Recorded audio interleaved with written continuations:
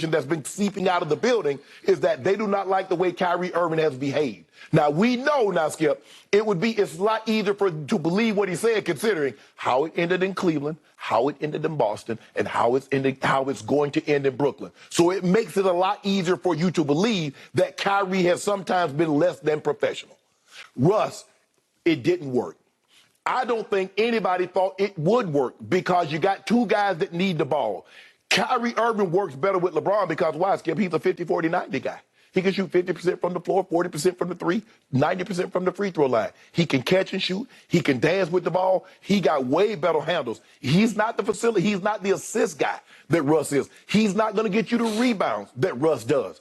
But I think offensively, and the way he would fit with LeBron and AD, I think it's a better fit. Yes. So it would be a beneficial trade for both teams. Now, it seems to me the Lakers want Seth Curry. The Nets want to throw in Joe Harris with injury history. And I don't know if people remember this. Joe Harris once did play with LeBron, and he couldn't throw it in the ocean. Do you remember that Milwaukee series, Skip? When them lights got really, really bright, and they was counting on Joe Harris, he didn't come. That's why they went out and got Patty Mills in free agency. Because that's why they really wanted Seth Curry in the trade. Because they want somebody with the lights are shining brightest, they can knock down those shots and not in meaningless ball games on a Tuesday night, in championship caliber ball game. So for me, Skip, yeah, it seems to me that this would be a no-brainer. It's a problem for a problem. The thing is, you don't know if and when Kyrie's going to play. The one thing you know about Russ, he's going to play every game.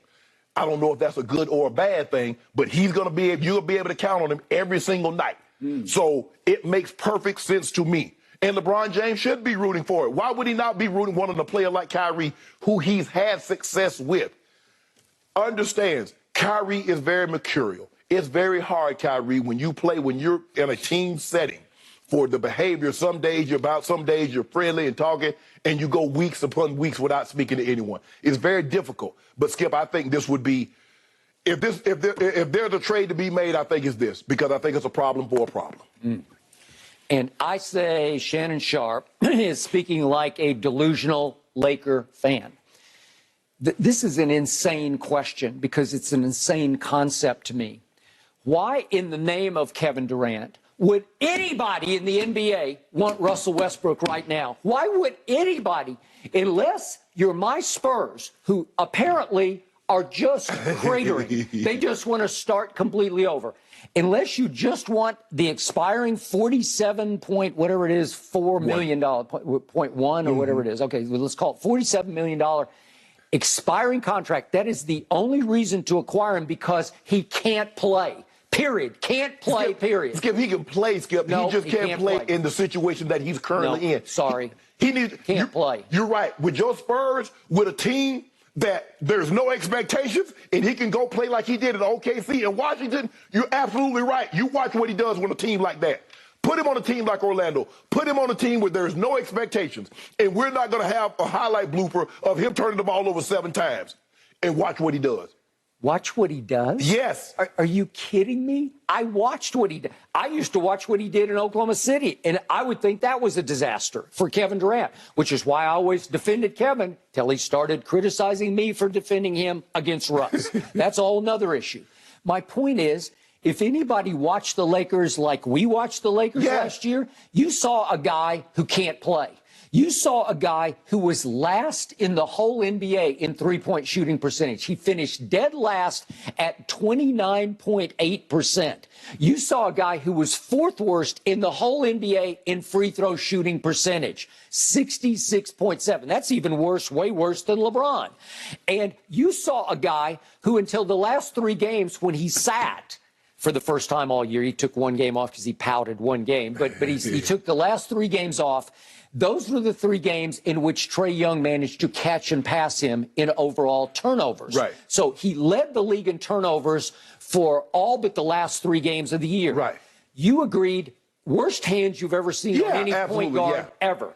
it's a nightmare of turnovers and missed shots, because he doesn't just miss shots, he misses them so badly they're comically sad misses. Yeah. So why would anybody wish this upon themselves? Why would the Brooklyn Nets go from let's spend a first to go get Royce O'Neal to shore up our defense, let's go ahead and re-sign Claxton and Patty Mills and various other pieces, right, and then say, oh, and let's give up Kyrie basically head up, unless we have to throw in different salaries. But basically, it's let's trade Kyrie for Russ. Who would do that in their right mind? Because you're starting over if you're going to do that.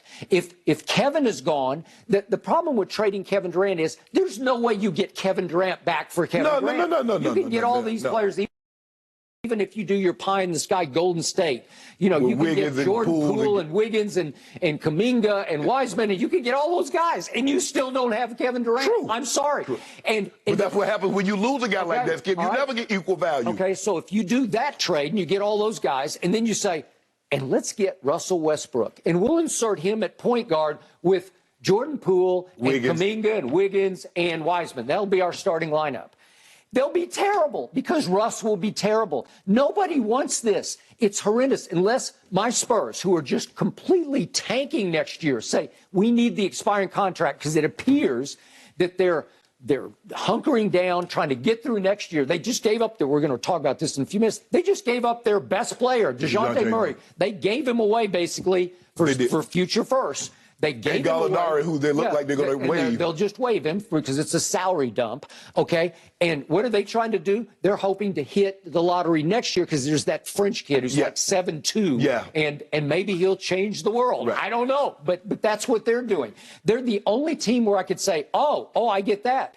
But you're telling me the Brooklyn Nets would go from their preseason betting favorites just a year ago to we're starting over with Russell Westbrook just because we want an expiring contract? Plus, Skip, you're going to get a first-round pick. They're trying to get, but it's 27 and 29. Yeah. That's all the Lakers have left. That's all they got left. Okay, well, who wants any of that? Yeah, y'all want forever. And Jeannie Buss doesn't want to give the picks up. And I'm like, it's 22 right now. We're talking about 5 years and 7 years from now. Yeah, Jeannie. What? Jeannie, if you don't start winning, you might not be in control. I would say.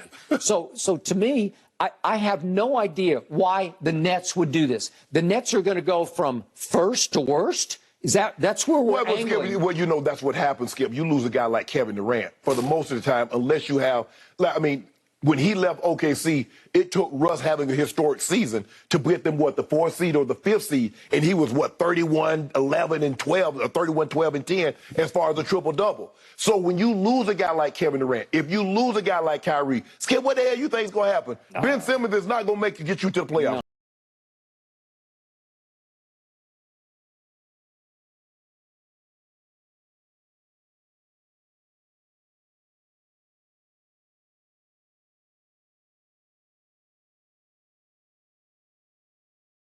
He was willing to play all 82 last year until things went south. My point is, he's got a lot of mileage on him. He's got LeBron-esque mileage through 14 years. And you were the first to point out he's losing some athleticism. Yeah. And he survives on athleticism. Right. It's what makes him go. Yeah. If he can just simply get to the rim faster than anybody can stop him, he was pretty good. But don't you think, Skip, without the expectations of playing alongside LeBron and having to share, he's not a cutout to be a third option.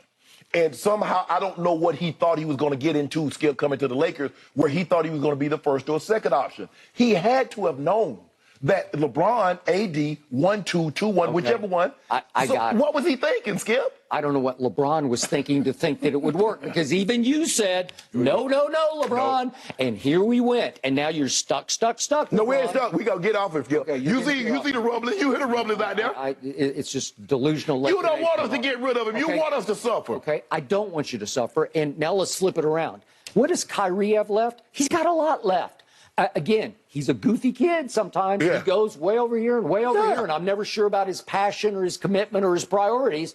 But can he play? Well, we saw the 4th quarter of Game 1 against the Celtics. What did he do? He had 18 points. Yeah. He's still got the handle. He still can make shots. He averaged 27, 6, and 4. And if he wants to be with LeBron, and LeBron is reportedly rooting for Kyrie to join them, It's a match made in championship heaven. No, seriously. It would put you back on the map, especially if you could figure out how to keep Anthony Davis. Now, to me, if I'm the Brooklyn Nets, I'm saying, well, you know, you go to the top. Do you want Kevin Durant for Anthony? Then I would consider that. See, I would do that deal.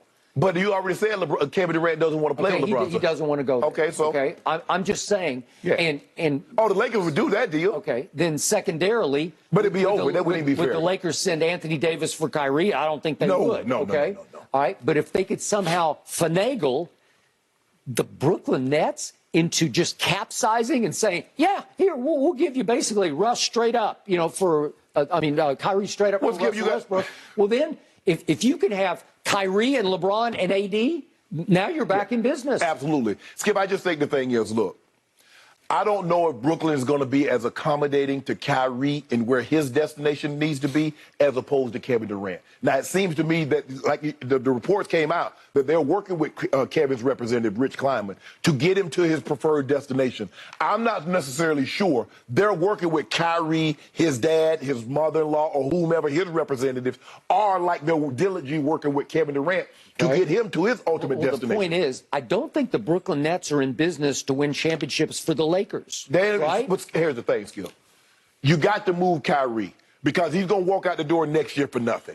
And do you want him pouting? Skip, remember now, everything was great. He had his guy with him, and he showed up half the time. Can you imagine what it's going to be like if KD's not there and he wants to be out and you force them to play? Okay, but I'm just telling you right here, I would love to see Kyrie with LeBron because it'd be great for business. It would just be fun. It would be great soap opera. Yeah.